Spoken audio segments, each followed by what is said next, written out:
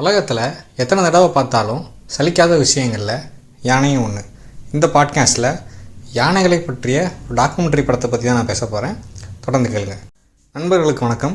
ஜெர்மானிய இயக்குனர் மற்றும் நடிகரான வெர்னர் ஹெர்சாக் ஸ்டீவ் பாய்ஸ் அப்படிங்கிற சயின்டிஸ்ட் பற்றி கேள்விப்படுறாரு.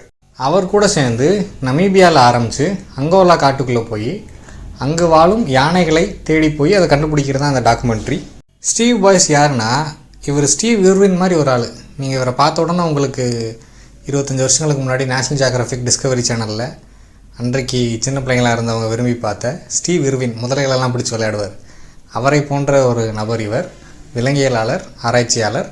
ஸ்டீவ் பாய்ஸ் அணிந்திருக்கும் உடைகளும் உங்களுக்கு ஸ்டீவ் இர்வினை தான் ஞாபகப்படுத்தும். ஸ்டீவ் பாய்ஸ் 10 வருடங்களாக ஒரு குறிப்பிட்ட யானையை தேடிக்கிட்டே இருக்கார்.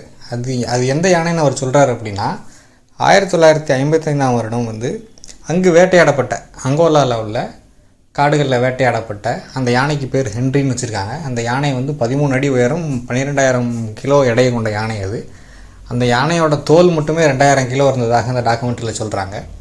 அந்த யானையோட தோலை அமெரிக்காவில் உள்ள ஸ்மித்சோனியன் மியூசியமில் வச்சுருக்காங்க. அந்த தோலை பயன்படுத்தி அந்த யானையை அங்கே பாடம் பண்ணி வச்சுருக்காங்க. அதோட உண்மையான மண்டவோடும் தந்தத்தையும் தனியாக வச்சுருக்காங்க. ஏன்னா அந்த தோலுக்குள்ளே அதை வச்சா வெயிட்டு தங்காமல் கீழே விழுந்துடும் அப்படின்றதுனால. ஸ்டீவ் பாய்ஸ் அந்த யானையிலிருந்து அவரோட கேள்வி ஆரம்பிக்கிறார். இத்தனை பெரிய யானை, ஆப்பிரிக்க யானைகளில் அதுலேயே 2 வகை இருக்குதுன்னு சொல்கிறாரு.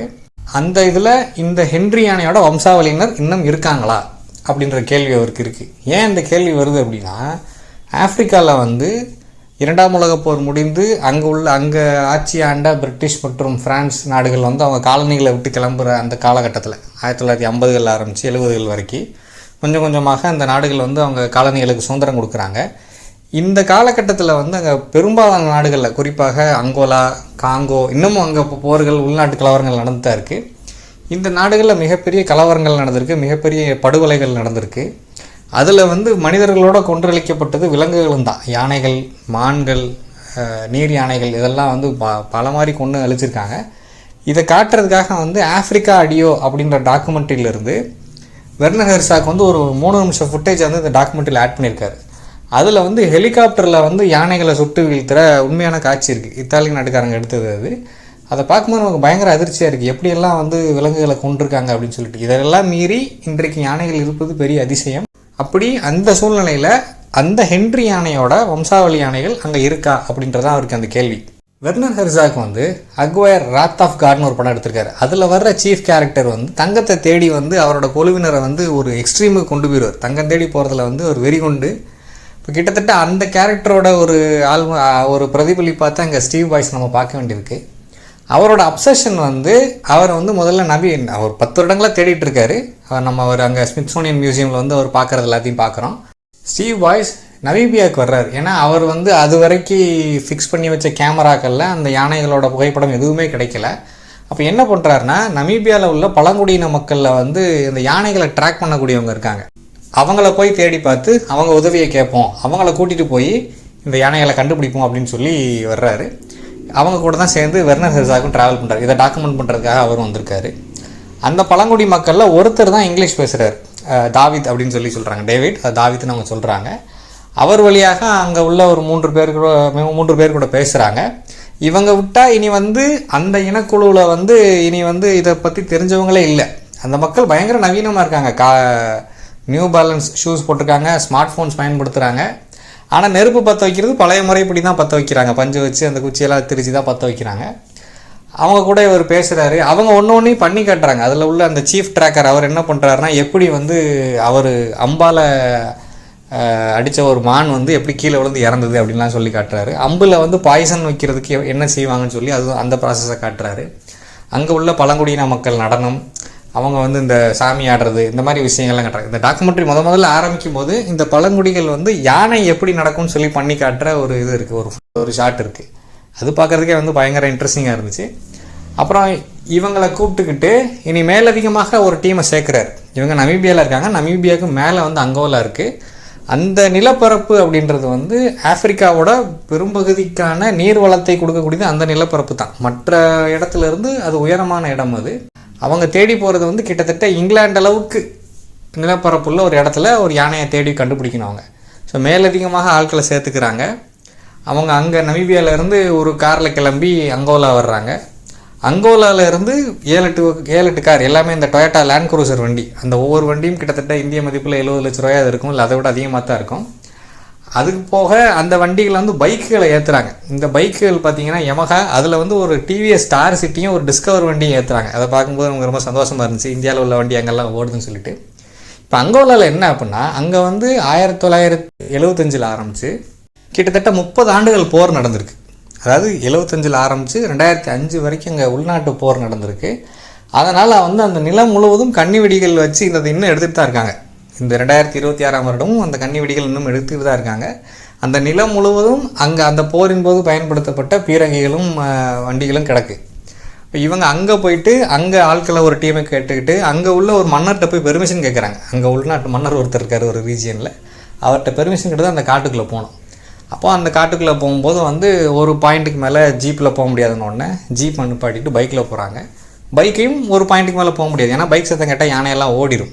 இந்த பைக்குகளை இடம் மாற்றுறதே பெரிய பாடுபடுறாங்க. ஒரு நடுவில் ஒரு சின்ன நதி வந்தால் இதை மூங்கிலில் கோர்த்து தூக்கி விட்டு போயிட்டு அப்படிலாம் பண்ணுறாங்க. கடைசியில் ஒரு பாயிண்டில் பைக்கை நிப்பாட்டிட்டு 50 கிலோமீட்டருக்கு மேலே நடந்து போய் அந்த யானையை தேடி ஒரு இடத்துல ஸ்டே பண்ணியிருந்து, ஒரு வாரத்துக்கு மேலே ஸ்டே பண்ணியிருந்து அதை அப்சர்வ் பண்ணுறதுக்காக வெயிட் பண்ணுறாங்க. இந்த படத்தை பார்க்கும்போது துப்பாக்கி கண்டுபிடிச்ச பிறகு மனிதர்களை சுட்டு கொண்டதை விட மிக அதிகமான விலங்குகளை சுட்டு கொண்டிருக்காங்க. அந்த ஒரு காலத்தில் வந்து அதை வேட்டையாடுறது அப்படின்றது பெரிய கதாநாயக அம்சம் உள்ளதாக இருந்திருக்கு. அதை இண்டிகேட் பண்ணுற மாதிரி நிறைய ஹாலிவுட் திரைப்படங்கள் வந்திருக்கு. அப்போ இந்த யானையை வேட்டையாடிய அன்னைக்கு வந்து அவரை பெரிய லெவலில் பத்திரிகைகள் வந்து அதை பாராட்டி எழுதியிருக்காங்க. அந்த வேட்டை பற்றி பேசக்கூடிய மேகசின்ஸில் வந்து கிரேட்டஸ்ட் கேம் அப்படின்லாம் வந்து சொல்லியிருக்காங்க. அப்புறம் இதை ஒரு பெரிய ஹாபியாகவே நீண்ட நெடிய காலம் வச்சுருந்துருக்காங்க. அநேகமாக இந்த புதிய நூற்றாண்டில் தான் வந்து அந்த அவேர்னஸ் எல்லாம் வந்து இது ஓரளவுக்கு குறைஞ்சிருக்குன்னு நினைக்கிறேன். இன்னமும் சில நாடுகளில் வந்து அந்த ஆஃப்ரிக்கன் சஃபாரியில் வந்து நீங்கள் விரும்புனா சிங்கத்தை சுடலான்னு சொல்கிறாங்க. வயசான சிங்கங்களை 4-5 விட்டு வச்சுருப்பாங்க போல இருக்குது. மிகப்பெரிய பணக்காரங்க, சாதாரண ஆட்களில் மிக பொழுதுபோகாத பணக்காரங்க, தொட்டு வச்சுட்டு என்ன பண்ணுறது தெரியாத பணக்காரங்க, அந்த மாதிரி போய் இன்றும் அங்கே வேட்டையாடுறதாக சொல்கிறாங்க. நீங்கள் பேபல் படம் பார்த்துருந்தீங்கன்னா அதில் ஜப்பான்லேருந்து அங்கே வந்த ஆஃப்ரிக்காவுக்கு வேட்டையாட வந்தவர் தான் அந்த துப்பாக்கியை கொடுத்துட்டு போயிருப்பார். அந்த துப்பாக்கியிலேருந்து அந்த கதையை ஆரம்பிக்கும். இத்தனை விஷயங்களையும் பேசிகிட்டே வந்து அந்த யானையை கண்டுபிடிச்சிடுறாங்க. அந்த யானையை கண்டுபிடிச்சிட்டு இவங்க நேரடியாக பார்க்கல, அதாவது வந்து அது அடர்ந்த காட்டுக்குள்ளே வந்து எல்லாரும் நேரடியாக பார்க்கல, அந்த குழுவை சேர்ந்த எல்லாரும் நேரடியாக பார்க்கல. ஸ்டீவ் பாய்ஸ் பார்த்துடுறாரு, அவரோட செல்ஃபோன்லேயும் படம் பிடிச்சிடுறாரு. அதோட டிஎன்ஏ சாம்பிளை கலெக்ட் பண்ணிட்டு வர்றதுக்காக வந்து அவர் கொடுக்கப்பட்டிருந்த அந்த எக்யூப்மெண்ட்டை பயன்படுத்தி அதையும் வெற்றிகரமாக பண்ணிடுறாங்க. அப்புறம் அதை எடுத்துகிட்டு வந்து இங்கே அமெரிக்காவில் ஸ்மித்சோனியன் மியூசியமில் கொடுத்து ஒரு 6 மாதம் கழித்து ரிசல்ட் வரும்போது அது உண்மைதான், அந்த ஹென்றி யானையோட வம்சாவளியை சேர்ந்தது தான். ஹென்றி யானை 13 அடி 12 அடி உயரம் அப்படின்னா இவங்க பார்த்த யானை வந்து 10 அடி உயரம் இருக்குது. 10 அடி உயரம் அப்படின்றது அசாதாரணம். ஏன்னா பெரும்பாலும் யானைகள் வந்து ஆப்பிரிக்க யானைகளே 9 அடி வரைக்கும் தான் இருக்கும். இப்போ 10 அடின்றது அதோட டைரக்ட் டிசெண்டன்ட் தான் அப்படின்னு கண்டுபிடிக்கிறாங்க. இல்லை இன்னொன்று என்ன தெரிய வருது அப்படின்னா, அந்த ஹென்றி யானையோட அம்மா யானை இல்லை அந்த பெண் யானை அந்த மரபணு வந்து மிஸ் ஆகுது. அது என்னன்னே தெரியாமலே வந்து அழிஞ்சு போயிடுச்சு அப்படின்ற மாதிரியும் சொல்கிறாங்க.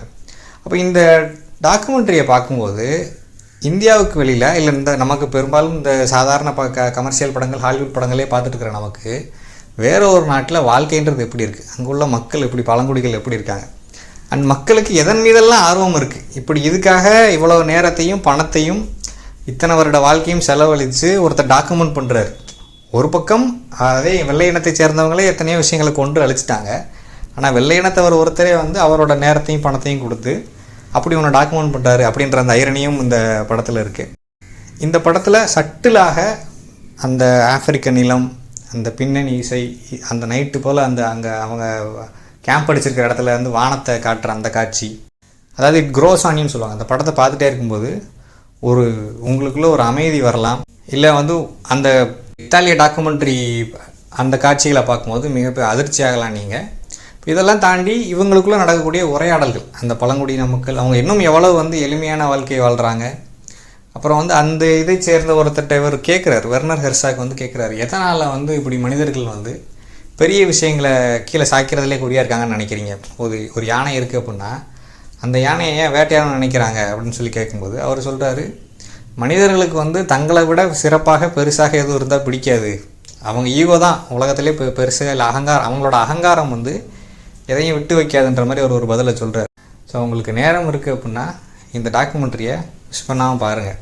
நீங்கள் அந்த ஜங்கிள் புக் படம் பார்த்துருந்தீங்க அப்படின்னா அதில் கிளைமேக்ஸில் வந்து அதை தான் சொல்ல வர்றாங்க. யானைகளின்றி இந்த உலகம் இல்லை. யானைகள் போட்ட பாதையில் தான் மனிதர்கள் நடந்து உலகம் பூரா ட்ராவல் பண்ணியிருக்காங்க.